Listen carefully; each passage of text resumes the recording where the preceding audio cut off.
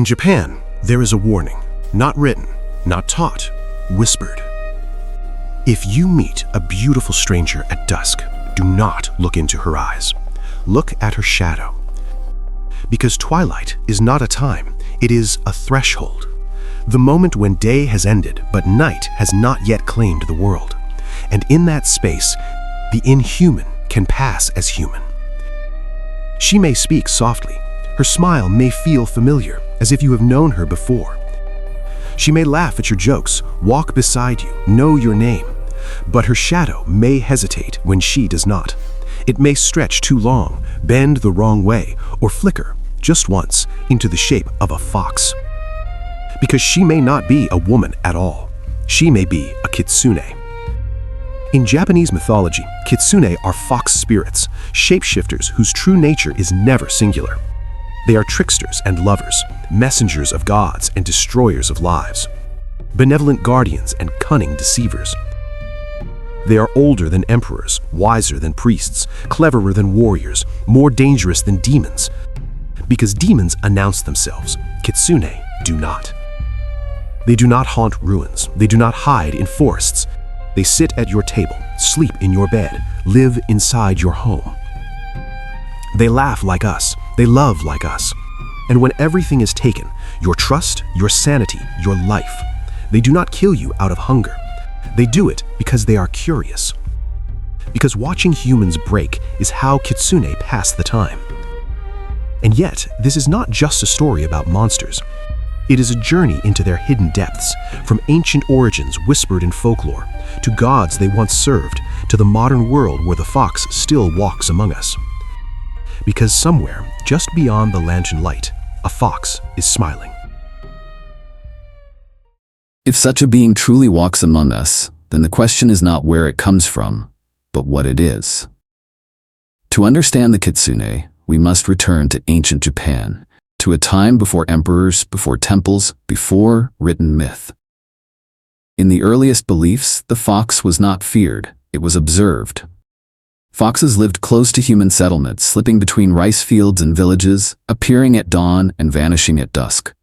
They were clever, elusive, impossible to fully understand. To early storytellers, this alone made them dangerous.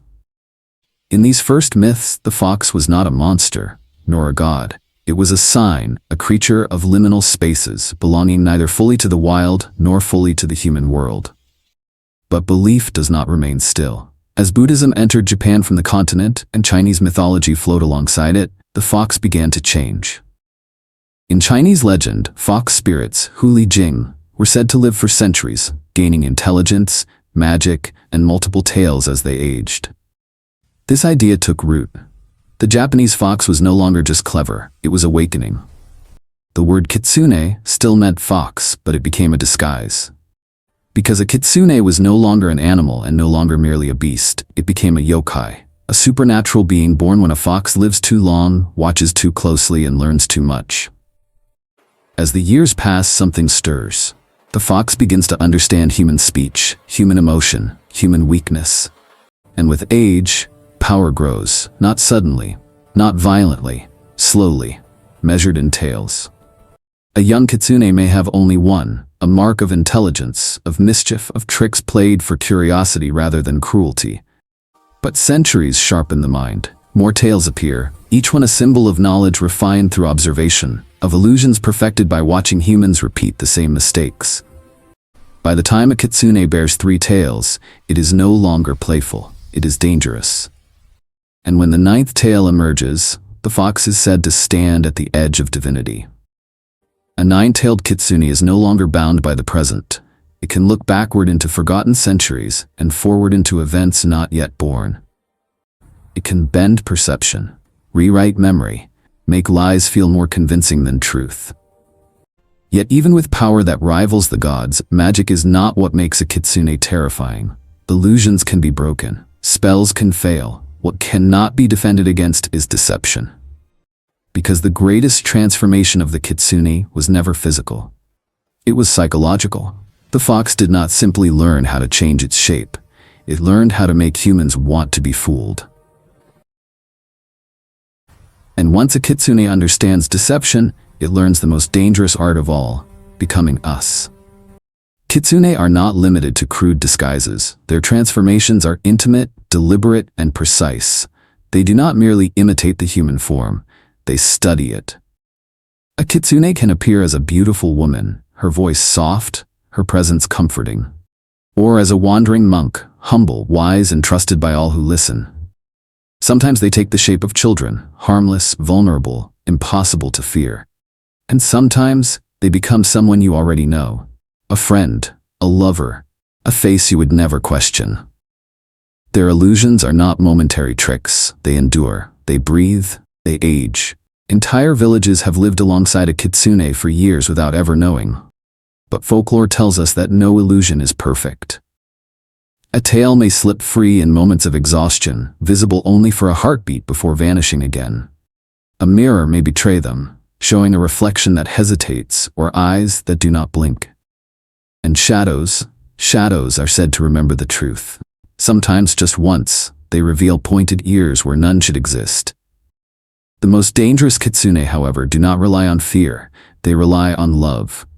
Many legends tell of fox spirits who marry humans, build homes, raise children, and live quietly for decades.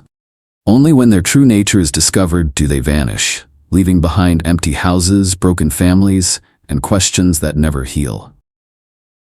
Other stories speak of something far worse. Kitsune who do not wear the human body, but enter it. This possession is called kitsunetsuki. Those afflicted were said to speak in strange voices, develop sudden obsessions, lose control of their thoughts and desires. For centuries, kitsunetsuki was feared as a real condition. Exorcisms were performed, families were shunned, lives were destroyed. Because when a kitsune takes hold of a human mind, it does not command, it whispers, and the victim never knows which thoughts are truly their own. Yet for all their cruelty, it would be a mistake to call every kitsune evil. Fox spirits do not follow human morality. They follow interest, curiosity, and emotion. Some kitsune are tricksters, cruel but deliberate. They humiliate the arrogant, expose the dishonest, and ruin those who believe themselves untouchable. A greedy merchant may find his wealth vanish overnight. A corrupt official may be driven to madness by illusions only he can see.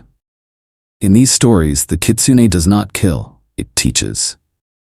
Other kitsune, however, are far more dangerous because they are capable of love. Legends speak of fox spirits who abandon deception, choosing instead to live as humans. They marry, they care for children, they age in borrowed bodies, and for a time they are sincere. But love is not salvation. A kitsune never fully forgets what it is. And when discovery comes, when a tale is seen, when the truth is spoken aloud, the life they built collapses. Some vanish in shame, some flee in grief, and some become monsters. The most infamous of all is Tamamo no Mai. She appeared at the imperial court as the perfect woman, radiant, brilliant, fluent in every art and science. The emperor adored her. The court trusted her. The nation prospered.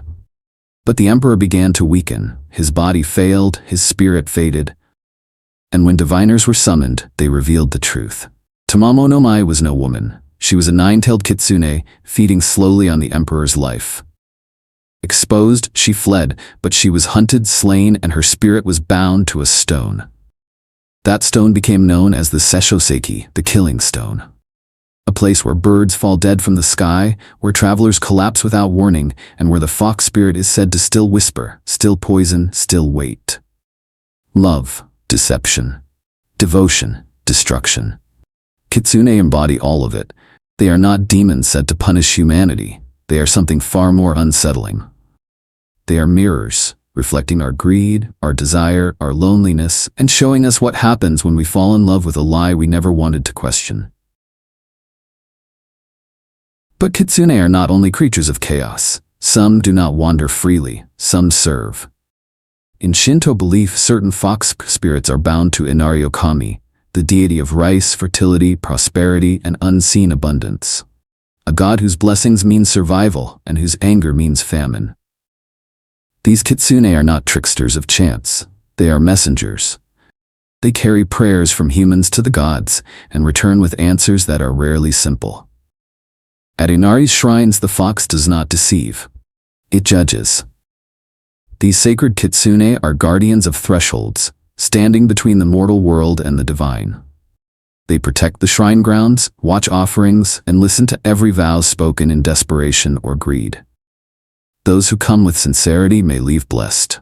Fields flourish, businesses thrive, families endure. But those who mock, steal, or lie before the shrine are said to be remembered.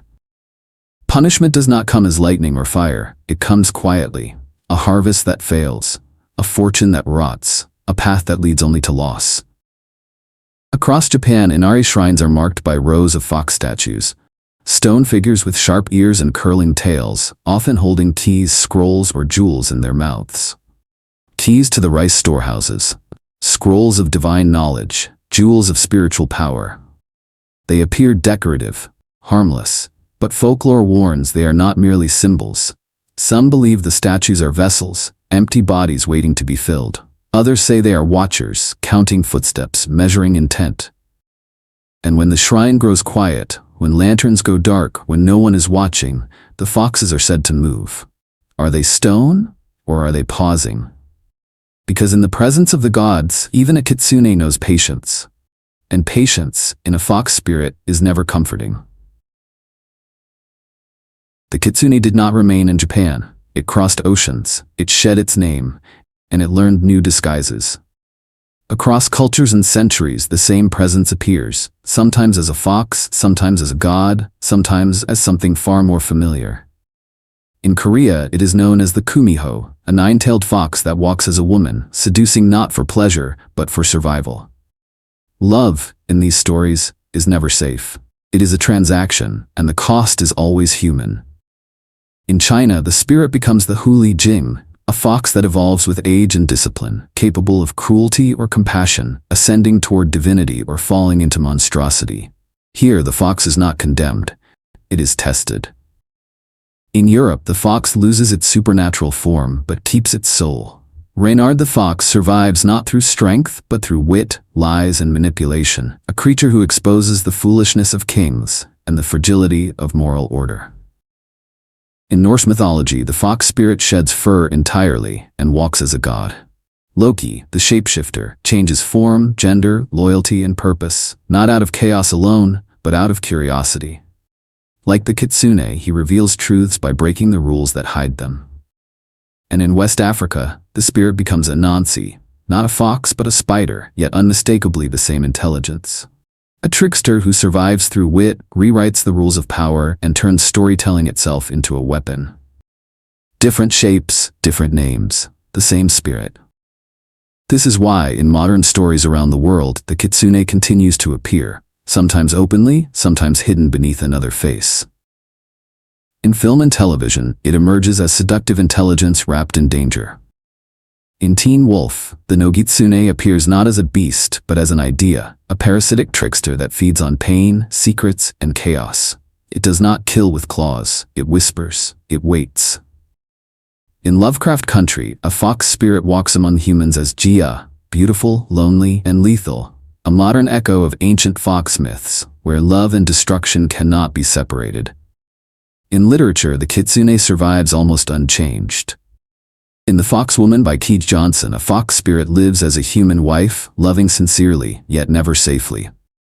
And in Shadow of the Fox by Julie Kagawa, the fox spirit is no longer folklore but fate itself, shaping destinies from behind a smile. Even Western mythic fiction recognizes the pattern.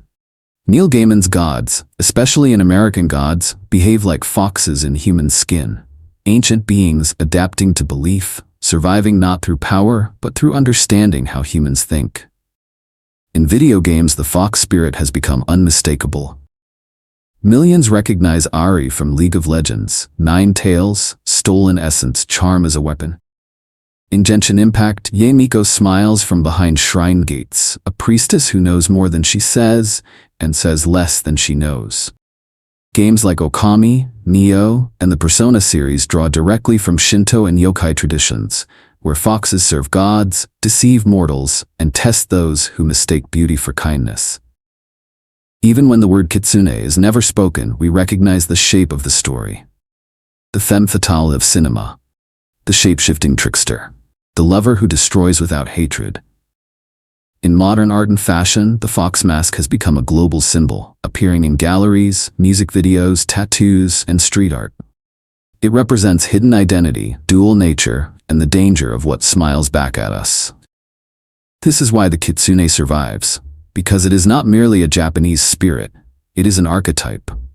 A warning that intelligence can be predatory, that love can be a disguise, that the most dangerous beings are not those who attack, but those who understand us completely.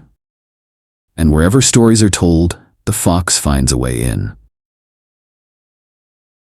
Across centuries of story and belief, the Kitsune has never been just one thing. It has been feared as a trickster, a destroyer of lives, a whisperer of lies, a thief of sanity and trust. It has also been revered as a guardian, a messenger of gods, a protector of sacred spaces, a bringer of fortune and abundance. Lover and deceiver, teacher and tormentor, monster and divine servant. The legacy of the Kitsune is rich because it refuses to choose a single face. And perhaps that is why it endures. Across cultures and generations, humans have always been fascinated by beings who can change shape, who exist between worlds, who blur the line between truth and illusion. We are drawn to duality, to the idea that something beautiful can be dangerous, that something kind can be hiding intent, that the supernatural is not distant, but woven quietly into everyday life. The Kitsune reminds us of this discomforting truth. So if one night as lanterns dim and the world grows quiet, you meet someone who feels too perfect, too kind, too attentive, too knowing, someone who seems to understand you before you speak, who offers comfort without being asked, who smiles as if they have been waiting. Do not be afraid. Just be observant. Watch the way the light touches their face. Watch the way their shadow stretches behind them. Does it move when they do? Or does it hesitate, just for a breath? Look into the reflection in glass or water. Does it look back the same way? Because in Japanese mythology, the most dangerous spirits do not announce themselves. They do not roar. They do not haunt ruins or graves. They walk beside you. They listen. They learn. They love, or pretend to. And long after the stories end, after temples crumble and names are forgotten, the fox remains, watching humanity repeat the same mistakes, watching desire override caution, watching us fall in love with what we want to believe. So here is the final question. When you think of the Kitsune, do you see a guardian, a trickster, a monster, or do you see a reflection of ourselves? And somewhere, just beyond the lantern light, just beyond certainty, a fox is smiling. Thank you for watching. Please like, share, and subscribe.